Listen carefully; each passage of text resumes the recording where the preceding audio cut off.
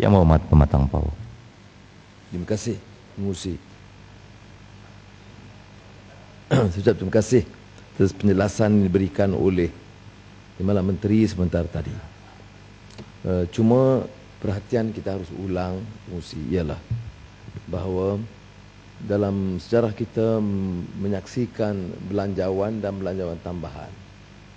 Pentadbiran inilah yang paling banyak mengenakan dan mengadakan perbekalan tambahan.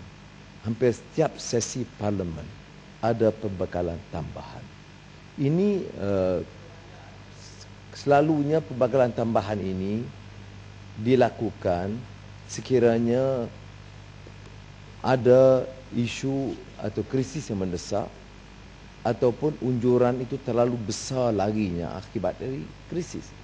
Dalam kes ini, dalam pentadbiran sekarang, nampaknya ia menjadi suatu hal yang mesti berlaku dalam tiap sesi parlimen.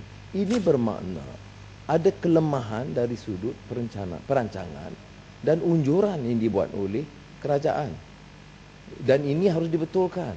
Timbalan Menteri, pejabat kementerian harus menegaskan mengapa ada kewajaran untuk mengadakan, menuntut kelulusan setiap kali sesi parlimen diadakan.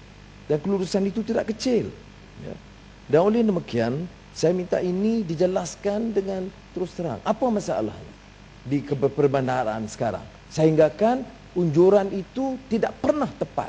Sehinggakan bukan saja nak tunggu 6 bulan atau 8 bulan. 2 bulan setelah diluluskan belanjawan harus dibetulkan. Kemudian 4 bulan berikut ditambah lagi peruntukan yang besar. Dan kelemahannya apa? Kelemahannya ialah bahawa unjuran ini dibuat, pertumbuhan, pendapatan, perbelanjaan, peruntukan bagi tiap kementerian, itu lari daripada yang diumumkan dalam belanjawan negara. Dan ini pada hemat saya, Pengurusi, adalah satu kelemahan besar. Defisit 2012, 43 bilion ringgit.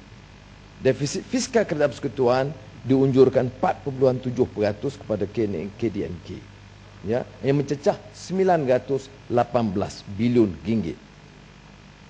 Jadi kalau defisit ini berterusan dalam defisit fiskal Kerajaan Persekutuan 2012, ya, ini mencecah 56.88 bilion atau 6.2% kepada KDNK seperti yang diumumkan. Tetapi menyaksikan defisit, dan saya ulang, defisit sebagai suatu keadaan bagi mana-mana negara, seperti juga bagi rumah tangga atau syarikat, bukan masalah. Tetapi defisit berterusan dan bertambah setelah lebih 1 dekad, 14 tahun, dan jumlahnya itu terus meningkat, itu masalah.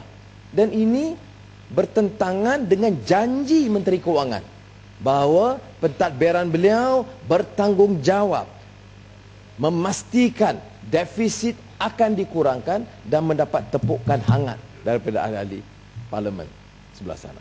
Tapi sekarang setelah 10 tahun ternyata meleset unjuran itu dan tidak menang. Seolah-olah ucapan belanjawan itu hanya untuk memberikan, mewawarkan satu angka yang lunak, tetapi kenyataannya itu berbeda manakala belanjawan tambahan diperkenalkan. Belanjawan tahun 2010 defisit 56%. 2011 dikatakan 54%. 2012 unjurannya 6.2%.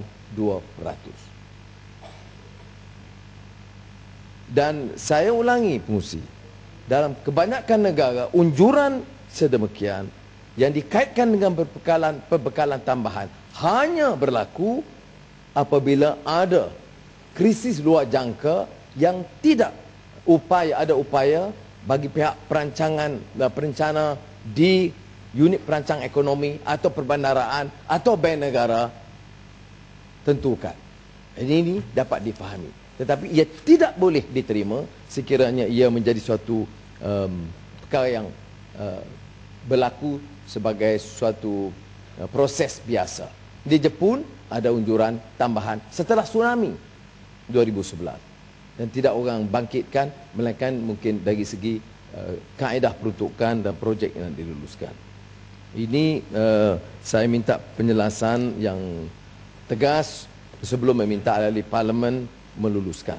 Ya. Keduanya, selalunya dalam unjuran ini, kalau diteliti butiran-butiran perberatan tambahan, ya, ada juga yang dikaitkan sewajarnya untuk ya, pelaburan. Jaminan bahawa perbelanjaan tambahan ini akan menjadi pemangkin kepada pertumbuhan. Tapi dalam konteks ini, kegagalan kerajaan ialah kerana semua kelulusan ini untuk non-stimulus investments yang tidak akan menjamin satu peningkatan tetapi akan mengekalkan kedudukan ekonomi negara sebagai lembab dan menanggung defisit yang kian membengkak. Saya faham dan kita tahu kebanyakan kelulusan ini menjurus kepada pilihan raya.